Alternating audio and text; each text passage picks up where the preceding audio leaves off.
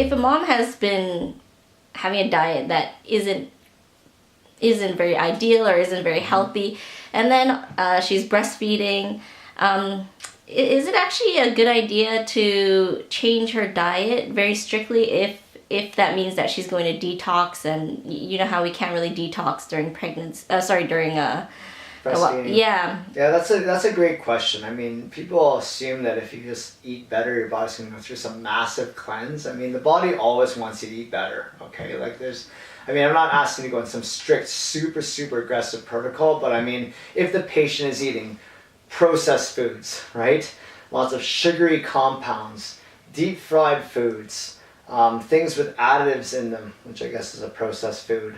Lots of grain products, very little protein, doesn't eat any vegetables. I mean, these are things that you should change right away. It doesn't matter if you have eczema, doesn't matter if you're breastfeeding or not, you should just change it right away, as best as you can. I mean, most people don't change drastically right away. They go through phases. So phase 1 for a patient might just be getting rid of junk. What is junk? Food that you cannot recognize the ingredients on the box that you're eating, the stuff in the box. I mean, for some of the food out there, the box is probably more healthy than the food actually inside of it. But getting rid of that is key, like pop, juice, prepackaged goods, any sugary things. That's like level 1, right? When you give up that stuff, the detox you'll feel is more just a withdrawal from getting off the junk, which I don't think is, it doesn't feel great, but I think that's important.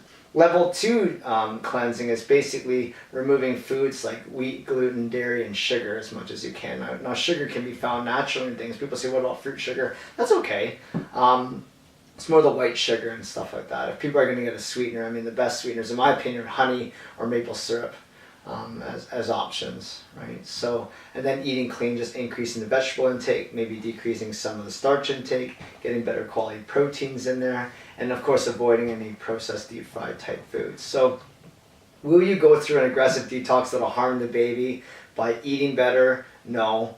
I think it's important to eat better anyway, just for the health of the baby, because what the mother eats is what the baby eats, right, in a sense. So if the mother's eating garbage, the baby's not getting great nutrition either.